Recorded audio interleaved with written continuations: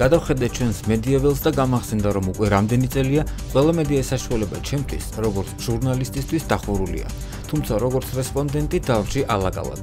წერს ჟურნალისტი და ქართული ოცნების მხარდამჭერი ნუგა არველაძე სოციალურ ქსელში, რომელიც აღნიშნავს, რომ ქართულ ოცნებაში მამუკა მდინარაძე მის იგნორირებას და ჩამოშორებას ცდილობს. გონიათ მცდელობა არ მქონია რამე პროექტი გამეკეთებინა პიარის ან ტელეგადაცემის ხაზით? ქონდა და არაერთი. მერე დავიღალე პირობის თვეობით ლოდინით, ტყუილით და გადაგდებით. პირიქით, საახალწლოდ ისეთი დარტყმა მომაყენეს, რომ დღემდე ვერ მოვახერხე აზრზე მოსვლა. მერე გადავხედე ვინაა დღეს დასაქმებული წინახაზზე და გამეცინა. რასაც ახლა დავწერ, მინდა სწორად გაიგოთ.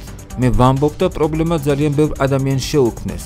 ყველას არ ეხება ქართულ ოცნებაში, მაგრამ მამუკა მდინარაძეს და გიორგი გრძელიშვილს პრობლემა ჰქონია ჩემთან და ასეთი პასუხიც მივიღე.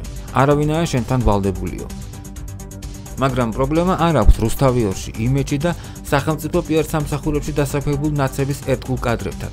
არც ერთ აქციას რომ არ მაზავენ ქვეყნის დასამხობად. მაგალითად ხათუნა ბერძენიშვილი, ნაცების დროს საზოგადოებრივ მაუწყებელზე საინფორმაციო უფროსი. როცა გაათავისუფლეს, მერე გიგი უგულავამ დანიშნა კტანისის გამგებლად. 2016 წელს, როცა მე პარლამენტში ვიყავი ფრაქცია ქართული ოცნების პიარი, ხათუნა ბერძენიშვილი ნაცების ფრაქციის პიარი გახდა. 2017 წლის იანვარში მამუკა მდინარაძემ ყოველგვარი აღსაგანმარტების გარეშე დამტოვა უსამსახუროდ.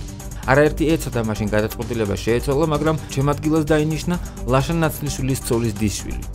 დაახლოებით წელიწადზე მეტი სამსახურის და შემოსავლის გარეშე ვიყავი, აქაც დაუსრულებელი დაპირებებით. ძალიან დიდხანს ვეძებდი მიზეზს და არაერთ ადამიანთან მილაპარაკია ამ თემაზე.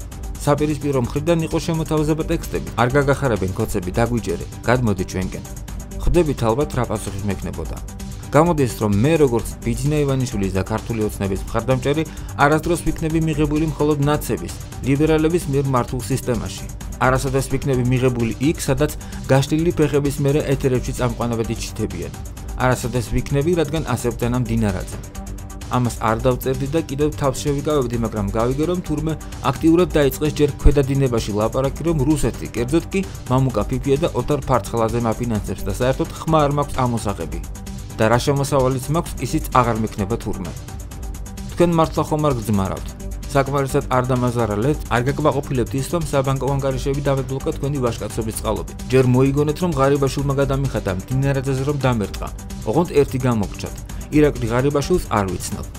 არც კი შეგცხოთ და ჩემს მეგობრებთან არაკინედით ვიგინდარებს ანალიტიკური სახელით. ნუკა არველაძის პოსტი რომ დაალაიქეთ და დააკომენტარეთ, მეტი აღარ გნათო. პასუხები კი მიიღეთ შესაბამისი. ამას ვწერ, რადგან იმედი მაქვს, ვიღაცას მაინც ექნება ადეკვატური რეაქცია ამ აღვირახსნილობაზე. პრემიერ-მინისტრს და ამავე დროს პარტიის თავმჯდომარეს ირაკლი კობახიძეს მივმართავ. რა ვქნათ ბატონო ირაკლი? აი იმ ხალხმა, ვინც არც საელჩოების, არც ნაცების, არც ვიღაც ვიგინდარების მფარველობა არ გვაქვს. პროფესიას თავი დავანებოთ, ქვეყნიდან წავიდეთ და თუ რამე დაგვრჩა, ყველაფერი გავყიდოთ, რომ ვიარსებოთ? აი იმ ხალხმა რა ვქნათ, ვისაც არც ამერიკა და არც ევროკავშირი, არც რუსეთი არ გვაფინანსებს. ამიხსენით, პირადად მე რა გაგიფუჭეთ, რა დავაშავეთ ჩემი სამშობლოს წინაშე ან თქვენ წინაშე.